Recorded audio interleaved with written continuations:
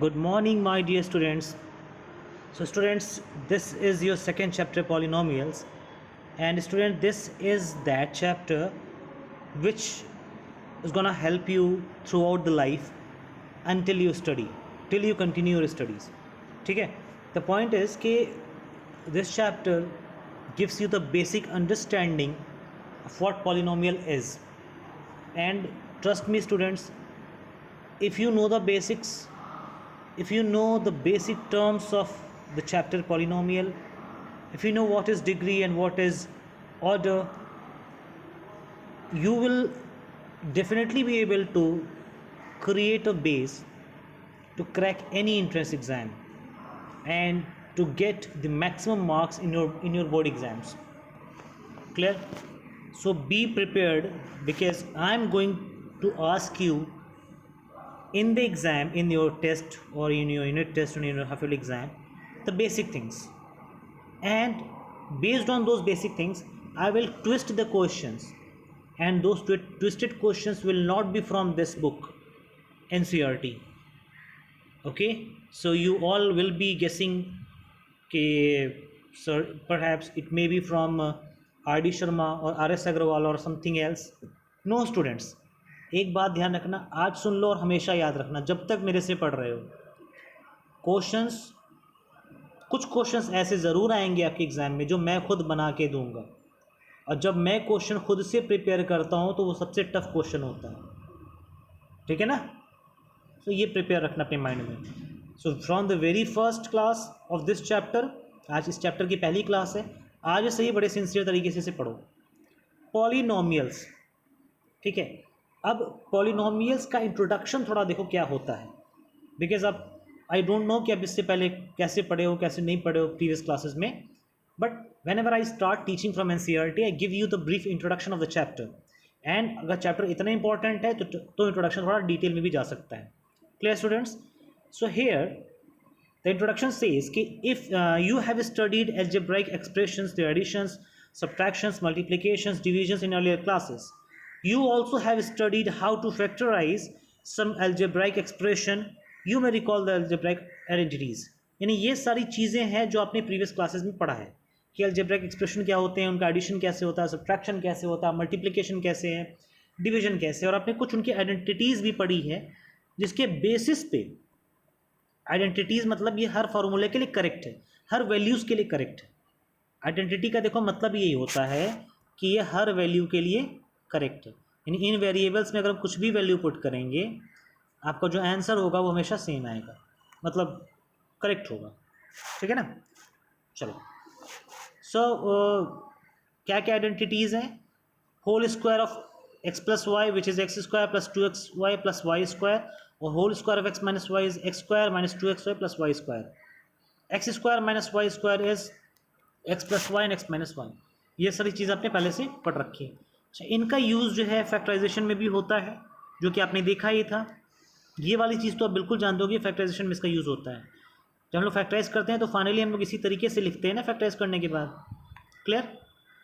अब देखो इस चैप्टर में क्या पढ़ेंगे. We shall study the type of algebraic expression, particular type of algebraic expression. ये बहुत सारे टाइप के एल्जेब्राइक एक्सप्रेशंस होते हैं ना, उसमें से जो सबसे जो इस चैप्टर में पढ़ने वाले हैं हम लोग, we will study polynomials. We will study polynomials. अच्छा, इससे रिलेटेड जो जो टर्म्स है वो पढ़ेंगे, रिमाइंडर थ्योरम पढ़ेंगे, फैक्टर थ्योरम पढ़ेंगे, और उनके यूजेज पढ़ेंगे कि उनको यूज़ करके कैसे हम पॉलिनोमियल्स का फैक्टराइजेशन करते हैं. ठीक है? अच्छा, in addition to this we will study some more identities जिसका हमारा यूज़ आगे होगा फैक्टराइजेशन में. अब देखो पॉलिनोमियल्स इन वन वेरिएबल, ये बड़ी ही इंपॉर्टेंट चीज़ है बच्चों. ये इतनी इंपॉर्टेंट चीज़ है कि मैं तुम्हें क्या बताऊं. ठीक है? Polynomial in one variables. अभी देखो जो मैं बताने वाला हूँ यहाँ इस पैराग्राफ से लेकर के इस पैराग्राफ तक, ये बहुत ज़्यादा क्रूशियल है इस पैराग्राफ तक. ठीक है ना? ठीक है, let's start. Polynomial one variable में होगा तो क्या होगा? ठीक है, वन वेरिएबल मतलब कि एक्स वाई, एक्स में हो या वाई में हो या जेड में हो, कोई भी अल्फ़ाबेटिकल वैल्यूज़ आप उठा लो, ये उसी टर्म में होगा, बट सिंगल वैल्यू होगी, सिंगल वेरिएबल होगा, और कोई ज़्यादा वेरिएबल नहीं हो सकता. So moving forward, if I talk about, let us begin by recalling what a variable is denoted by. That a variable is denoted by a symbol that can take any real value. We use the letters x y z. वही बात कह रहा है कि हम लोग alphabets में कुछ भी यूज़ कर सकते हैं, बट यहाँ पे we used to prefer x, y, z and etc. ठीक है. Notice that here is 2x, 3x, minus x, minus 1 by 2x. ये सारे के सारे अल्जेब्रिक एक्सप्रेशन हैं. तो पहचान क्या है कि अल्जेब्रिक एक्सप्रेशन में कि एक वेरिएबल होगा. पहले वन वेरिएबल की बात कर रहे हैं, क्योंकि वन वेरिएबल की बात है तो कोई ना कोई एक वेरिएबल होगा, उसके साथ कोई ना कोई एक टर्म होगा. वो जो टर्म होगा वो कांस्टेंट होगा, मतलब टर्म नहीं कह सकते, एक कोफिशिएंट होगा. कोफिशिएंट मतलब जो उसके साथ में लिखी संख्या है, यानी वैल्यू है, उसकी कोफिशिएंट होगी. क्लियर हो रहा है ना. अब आगे देखो, all these expression of the form a constant into x. Now suppose we want to write an expression which is a constant into variable and we do not know what the constant is. In such cases we write the constant as a, b, c etc. So the expression will be ax comma c. कहने का मतलब ये है कि भाई constant होता है, जैसे मैंने बोला ना, कोफिशिएंट का मतलब ही हो गया कि इस वेरिएबल के साथ में लिखी संख्या वो हमेशा कांस्टेंट होगी. वो हमेशा क्या होगी? कांस्टेंट होगी. तो वही कह रहा है कि we write the constant as A B C and expression as, final जो एक्सप्रेशन उसको ए एक्स के टर्म में लिखते हैं. अब जैसे मैंने भी कुछ देर पहले बोला कि देखो वेरिएबल में आप कुछ भी ले सकते हो, अल्फ़ाबेट्स में कुछ भी, लेकिन एक ट्रेंड चलता है. ठीक है, ट्रेंड क्या चलता है? जो लास्ट के अल्फ़ाबेट्स हैं, ये याद रखना, लास्ट के अल्फ़ाबेट्स क्या क्या है? X, Y, Z. ठीक है, और स्टार्टिंग के अल्फ़ाबेट्स क्या है? A, B, C, D. तो ये जो ए बी सी है एज ए कांस्टेंट यूज़ होता है, और जो एक्स वाई जेड है ये एज अ वेरिएबल यूज़ होता है. ठीक है, तो फॉर एग्जांपल जैसे मैंने कहा 2x, तो 2x का एक जनरल फॉर्म होगा ax. ठीक है, मतलब कि यहाँ पे x तो वेरिएबल है, a की जगह वैल्यू कुछ भी हो सकती है, 2 हो सकती है, 3 हो सकती है, 4 हो सकती है, 14 हो सकती है, 91 हो सकती है, कुछ भी हो सकती है. ठीक है, आप कहोगे सर ये भी तो फिर आपका मतलब वेरिएबल आपके लिए कुछ भी हो सकती है, एक्स की वैल्यू भी कुछ भी हो सकती है. सो बच्चों थोड़ा सा समझने की कोशिश करो. एक्स वेरिएबल है, उसकी वैल्यू हमको कहीं पुट नहीं करनी है. हाँ, जब हम लोग फैक्टराइजेशन और रिमाइंडर थ्योरम पढ़ेंगे, फैक्टर्स थ्योरम पढ़ेंगे, तो आगे समझाएंगे कैसे कैसे होता है. अभी आपको इतना ही समझना है कि एक इक्वेशन में अगर एक्स से रिलेटेड कुछ लिखा हुआ है, वाई से रिलेटेड कुछ लिखा है, जेड से रिलेटेड कुछ लिखा है, सो वी कॉल इट, उसका नाम हम लोग कहते हैं वेरिएबल. और अगर वो ए बी सी करके लिखा है तो उसको हम लोग कहते हैं कांस्टेंट. आई होप कितनी चीज़ें क्लियर हुई होंगी. थोड़ा सा आगे बढ़ते हैं. However, there is a difference between a letter denoting constant and letter. The value of the constant remain the same throughout a particular situation. That is, the value of constant do not change in a given problem, but the values of variable can keep changing. वही है, एक given equation में जो constant की value है वो वही रहेगी, वो चेंज नहीं होगी, बट वेरिएबल की वैल्यू चेंज हो सकती है. ठीक है ना, मैं आगे आपको समझाऊंगा, पहले बेसिक टर्म्स तो समझो. ठीक है ना. अभी आपको इसमें से इतनी चीज़ इन्फर करनी है, एक्स वाई जेड जैसा लिखा है तो वेरिएबल है, ए बी सी जैसा कुछ लिखा है तो कांस्टेंट है.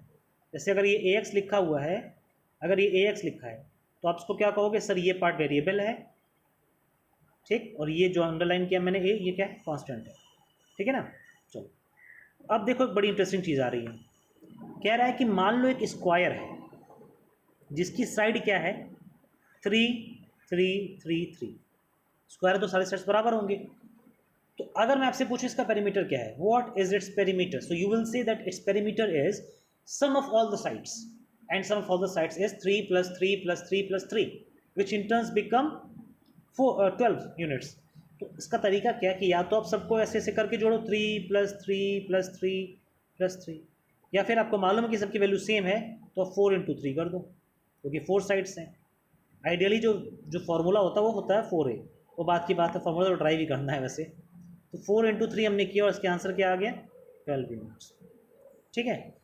इसी तरीके से अगर मैं बात करूँ इसकी एरिया की, तो अब इसका एरिया क्या कहोगे सर? एरिया कहोगे सर एरिया हो जाएगा 3 × 3, या फिर एरिया इसका पावर क्या कह सकते हो? 3 की पावर 2, यानी 3 स्क्वायर. 3 स्क्वायर की वैल्यू क्या होती है? 9 होती है. क्लियर.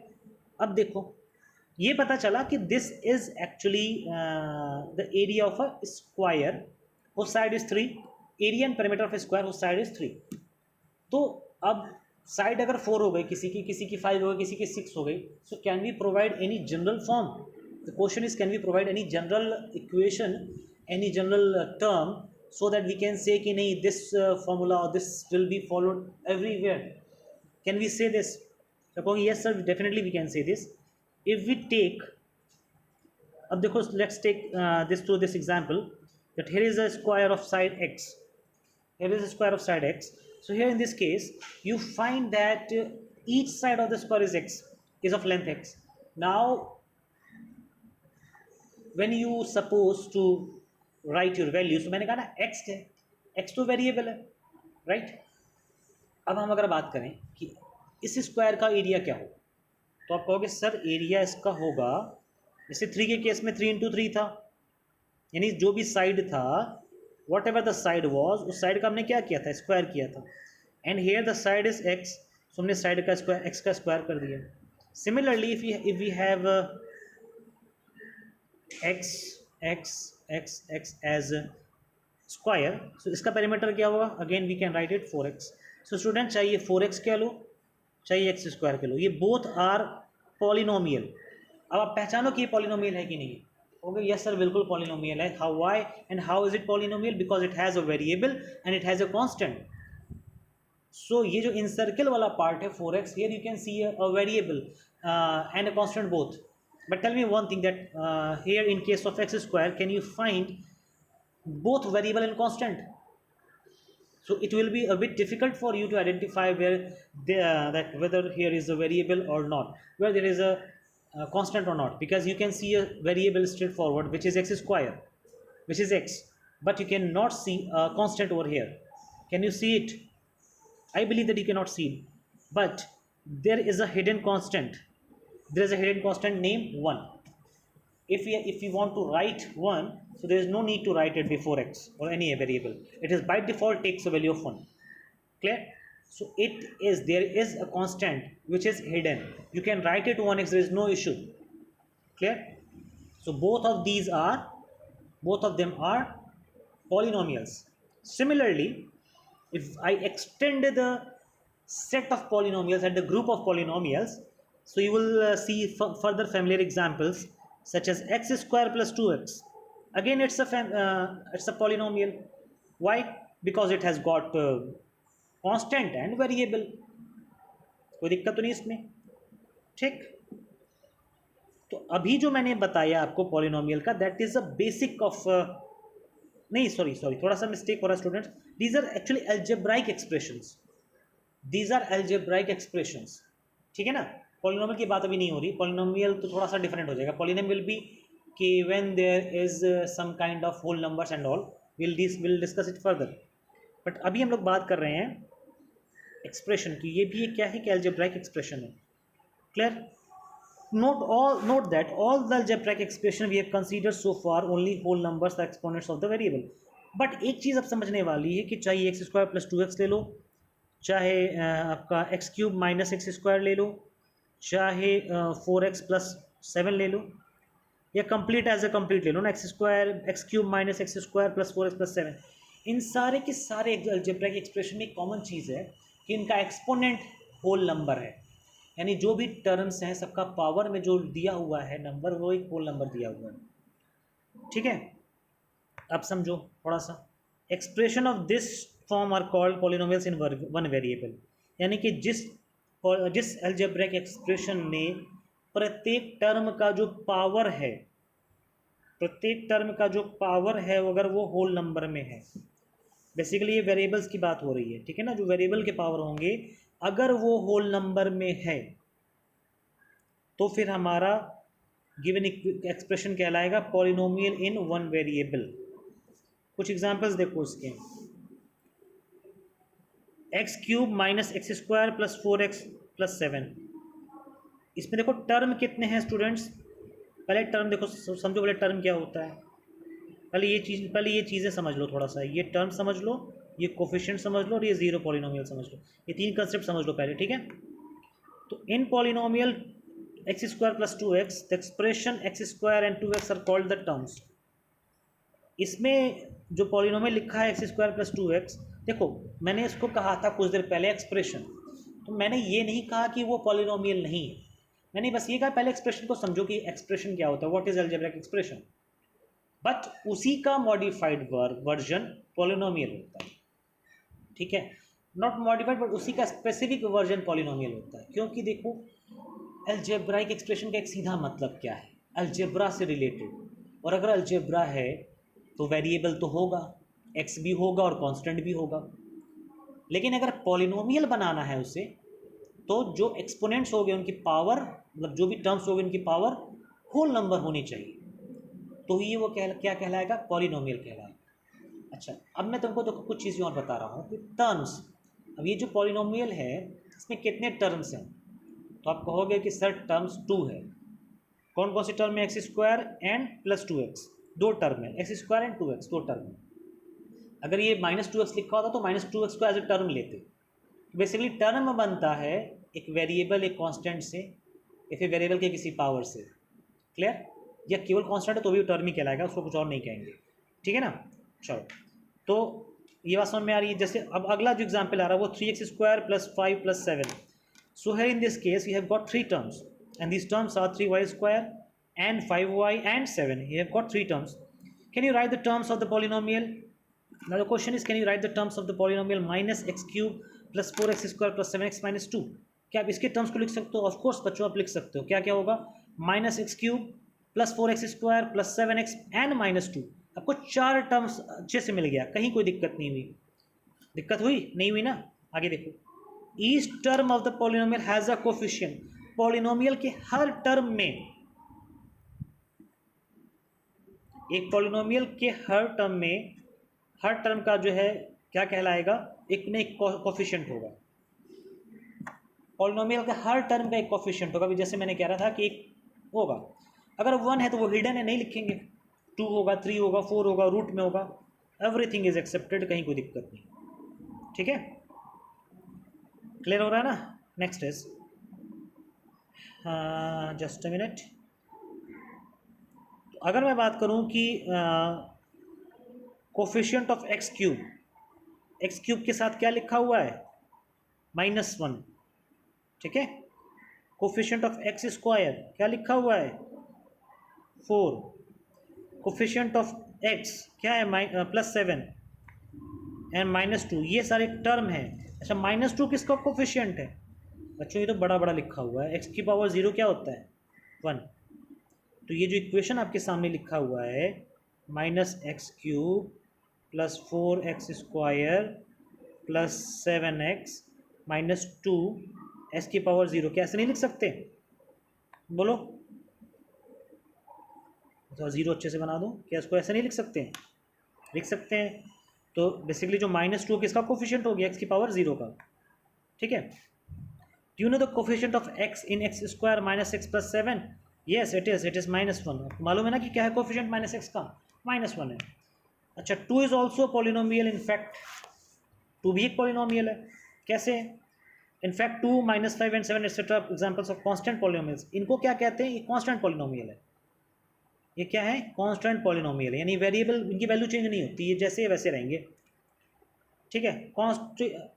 समझ में आ रहा है ना, ये कांस्टेंट पॉलिनोमियल है। 2 -5 7, दुनिया इधर से उधर हो जाए, साथ साथ ही कहलाएगा, 9 नहीं कहलाएगा। आप क्लास 9th में पढ़ते हो, आप 9th में पढ़ते हो, कुछ भी हो जाए, आपको कोई ये नहीं कह सकता कि नहीं आप 4th में पढ़ते हो, कितनों उसमें आप मैथमेटिक्स लगा दो। You study in 7th, you study in 9th, it means you study in 9th, that is it. Now the point is, the next is कि constant polynomial 0 is called 0 polynomial.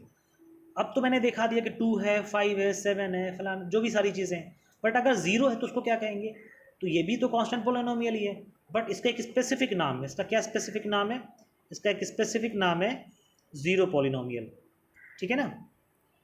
This plays a very important role in the collection of all polynomials as you will see in the higher classes. ये जो भी सारी चीज़ें, ये बड़ा ही crucial role play करेगा, बहुत ही ज़्यादा क्रूशियल रोल प्ले करेगा आपके हाई स्टडीज़ के लिए। Because students, if you are really passionate about mathematics, तो अभी तो आप बच्चे हो, अभी तो आप 9th में हो, अभी कुछ पैशन का पता नहीं है, बट पैशन मैथमेटिक्स में इसी एज में आता है। मतलब देखो, अब आप लोग तो खैर 7th में पढ़े हो, मैथ 8th में पढ़े हो, 6th में पढ़े हो, 5th में पढ़े हो, पढ़ते यार, बचपन से पढ़ते यार, बट 8th तक जो मैथ पढ़ा है वो अलग है, जो 9th से मैथ आ रही है ना वो अलग है, ठीक है ना। नाइन्थ से जो मैथमेटिक्स आ रही वो आपको आपके बीएससी, एमएससी और पीएचडी तक लेके जाएगी। अब आपका डिसाइड करता है कि आप नाइन्थ की जो मैथ पढ़ रहे हो, अलजेब्रा है, ट्रिग्नोमेट्री है, कोऑर्डिनेट ज्योमेट्री है, ये सारी चीज़ों में आपका कितना ज़्यादा इंटरेस्ट डेवलप होता है। So that is why students, देखो 20 मिनट्स बीत चुके हैं and I am still trying to motivate you, I am still trying to motivate you and trying to grow some interest in you, because it is such a beautiful subject कि अगर एक बार समझ में आ गया तो फिर you will keep studying this particular thing.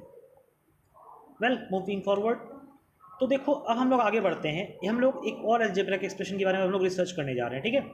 सो नया जो अलजेब्रा का एक्सप्रेशन है वो है x प्लस 1/x, ठीक है। नेक्स्ट है रूट x प्लस 3, नेक्स्ट है cube root of y plus y square, next है do you know that you can write x plus 1/x। आपको मालूम है कि इस x प्लस 1/x को हम लोग और क्या लिख सकते हैं, इसको हम लोग लिख सकते हैं x प्लस x की पावर -1। लिख सकते कि नहीं लिख सकते, ईमानदारी से बताना, बोलो, लिख सकते हैं ना।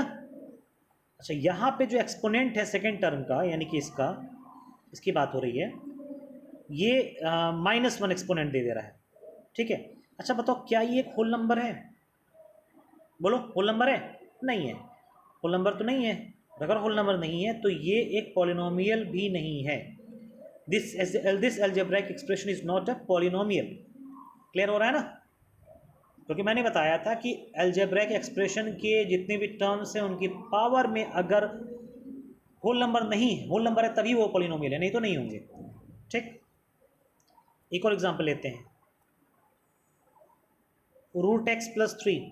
Root x plus 3 can be written as x की पावर 1/2 प्लस 3, लिख सकते हैं। तो अब मुझे बताओ कि x की पावर 1/2 में जो 1/2 है वो क्या है? बच्चों, वो भी तो एक होल नंबर नहीं है, ये भी फ्रैक्शन है, फ्रैक्शन है ना, होल नंबर तो है नहीं। और अगर होल नंबर नहीं है तो we can definitely not call it a polynomial, तो उसको हम लोग बिल्कुल भी होल नंबर पॉलिनोमियल कॉल नहीं कर सकते। No, it is not. What about y under root of y cube plus y square? It is also not a polynomial. Why? ये एक पॉलिनोमियल भी नहीं है। क्यों? क्यों नहीं? अरे बच्चा, सीधी सी बात है, y को अपन लिखेंगे y की पावर 1/3। तो जो पहला टर्म आया, इस पहले टर्म का एक्सपोनेंट क्या है? 1/3। एंड हियर ये 1/3 is what? It is nothing but a fraction, and if it is a fraction therefore it can not be called as a whole number, and if it is not a whole number तो polynomial कैसे हो जाएगा? हवा में तो हो नहीं जाएगा। Clear? So let's try to explore some other things in this chapter. If the variable in a polynomial is x, if the variable in a polynomial is x, we may denote the polynomial by px or qx or rx, etc. So for example, we may write, simple सी बात है कि अगर कोई polynomial, मान लो सीधी सी बात है, polynomial है तो वेरिएबल तो होगा ही होगा। अब वो वेरिएबल x में भी हो सकता है, y में भी हो सकता है, z में भी हो सकता है। अगर वो वेरिएबल x में है तो हम लोग पॉलिनोमियल का एक नाम कहेंगे, किसी नाम से लिखा करेंगे। वो क्या होगा? p और ब्रैकेट में x, we call it px। px भी कह सकते हैं, rx भी कह सकते हैं, qx भी कह सकते हैं, ठीक है ना। देखो ये चीज़ समझा रहा हूँ, px भी कह सकते हैं, qx भी कह सकते हैं और rx भी कह सकते हैं, ठीक। जैसे अब हम बात करें इस पॉलिनोमियल की, ये पॉलिनोमियल है 2x square plus 5x minus 3। ये polynomial is in the variable x, क्योंकि ये वेरिएबल x में, इसलिए हमने यहाँ क्या लिखा? px, ठीक।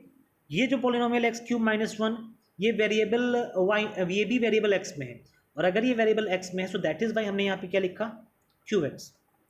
अच्छा, आप कहोगे सर इसको भी px क्यों नहीं लिखे? तो बच्चा देखो, ये अलग चीज़ है, ये अलग चीज़ है, but the common thing is कि दोनों में वेरिएबल x यूज हो रहा है, तो इसलिए उसको px कह दिया, इसको हमने qx कह दिया, ठीक। नेक्स्ट देखते हैं, this is y cube plus y plus 1, y cube plus y plus 1। So here बच्चों, इन दिस केस यहाँ पे आपको 3 वेरिएबल दिख रहा है, सॉरी 1 वेरिएबल दिख रहा है। वो किस टर्म में है? y के टर्म में। तो क्योंकि y के टर्म में, तो अपन क्या करेंगे यहाँ पे, हम लोग उसको ry से रिप्रेजेंट कर देंगे। और इसी तरीके से u के टर्म में है ये पॉलिनोमियल, तो उसको हम su के टर्म से रिप्रेजेंट कर देंगे, ठीक।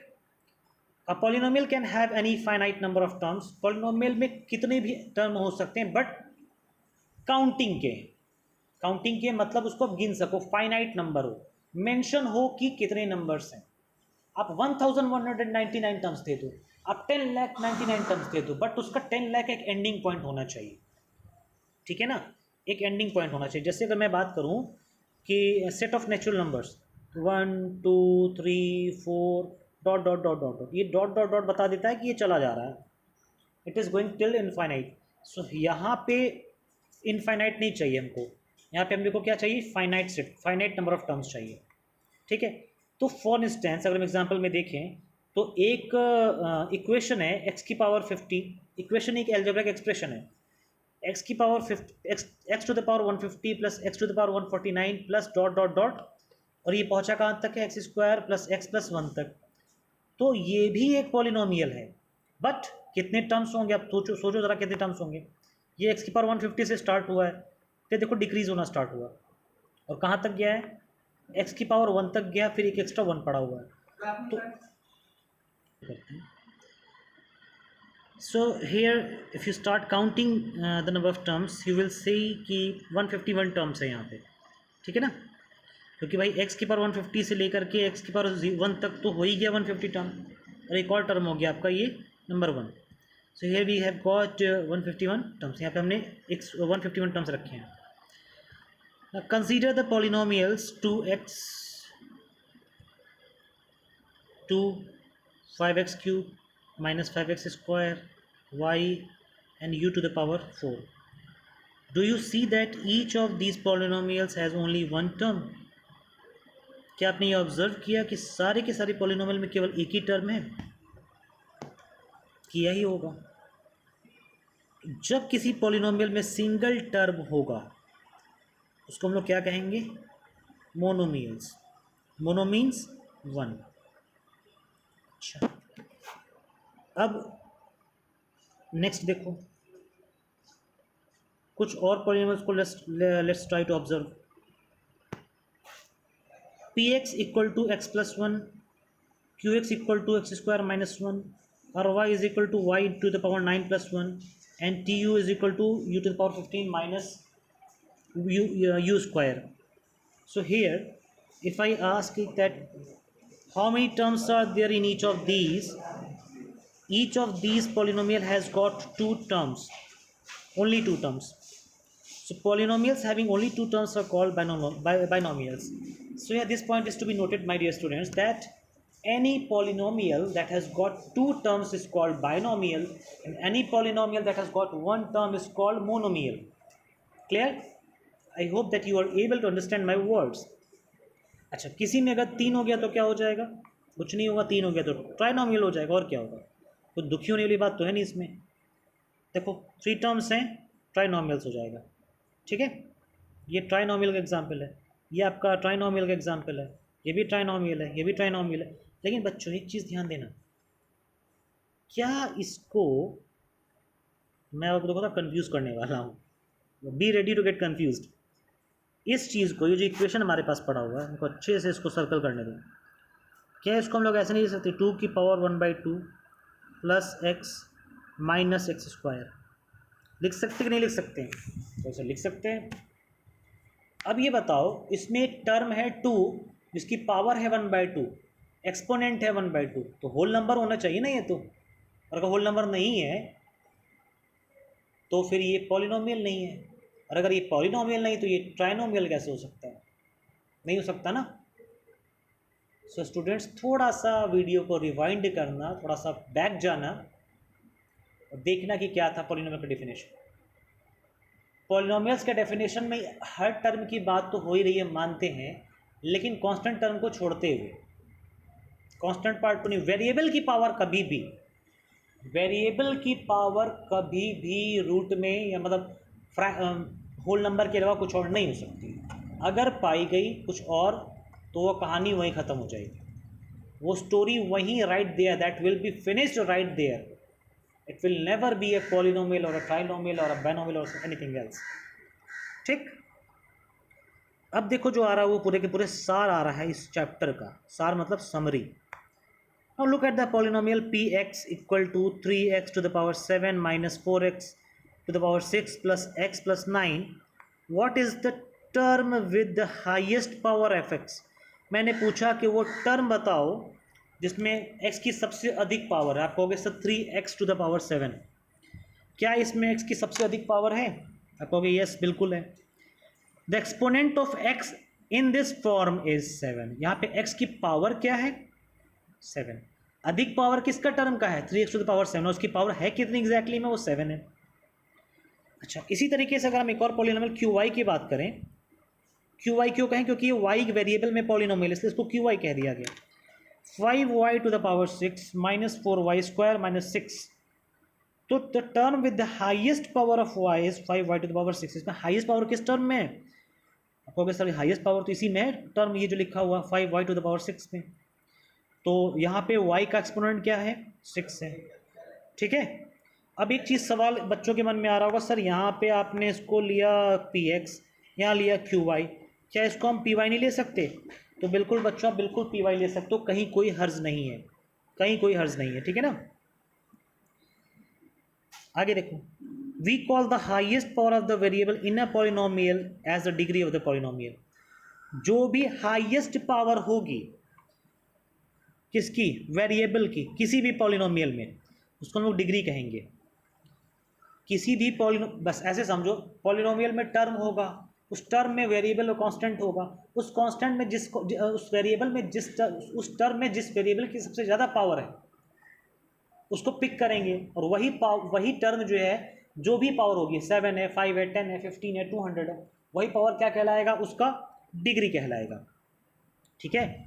सो the degree of the polynomial 3x to the power 7 minus 4x to the power 6 plus x plus 9 is 7, and the degree of the polynomial 5y to the power 6 minus 4y square minus 6 is 6.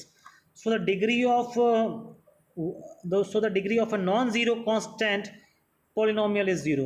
So the degree of a non-zero polynomial constant, so degree of a non-zero constant polynomial is 0.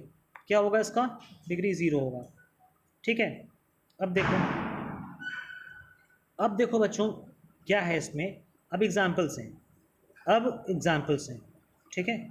तो first example समझो क्या है। ठीक है, तो example समझो क्या है। Find the degree of each of the following.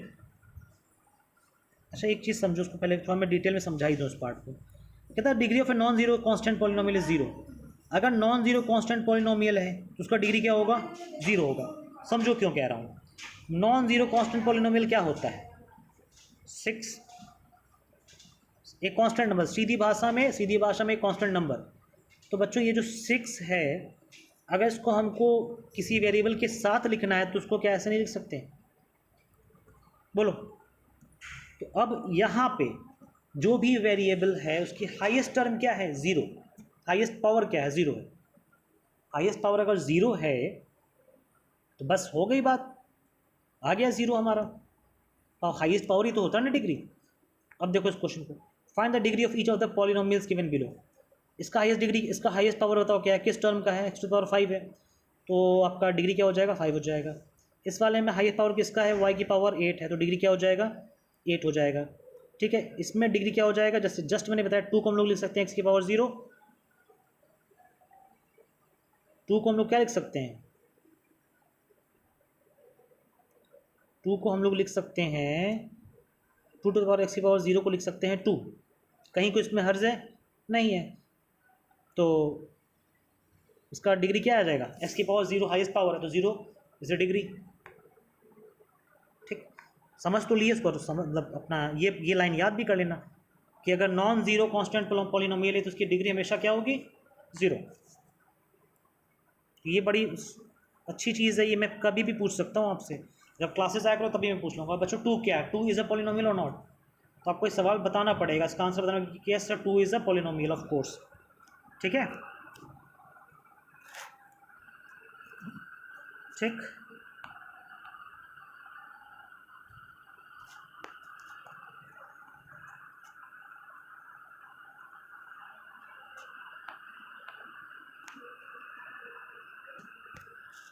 इसमें क्या है कि देखो स्टूडेंट्स, इसमें क्या है कि अब कुछ नई चीज़ें आ रही हैं। ठीक है। तो इसके लिए what I would suggest you कि the lecture is already going beyond the limit, time से थोड़ा ज़्यादा जा रहा है और लेंदी लेक्चर हो रहा है। तो मेरा आपसे ये है कि आप एक काम करो कि आप इसको गो थ्रू करो, फंसते हो मैं बताऊंगा, ठीक है, I will explain you, but जो मैंने पहले पढ़ाया उसको अच्छे से रिवाइज़ करो, वीडियो देखो, और उसके बाद ये जो पैराग्राफ है कहाँ से कहाँ तक पढ़ना है, ये नॉट डिजर्व से लेकर के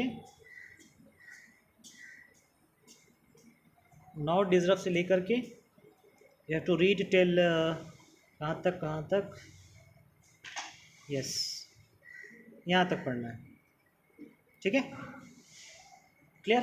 अभी होमवर्क वाला कुछ नहीं है, बस यही कि आपको वीडियो को देखो और एंजॉय करो। That's all for the day बच्चों, थैंक्स अ लॉट।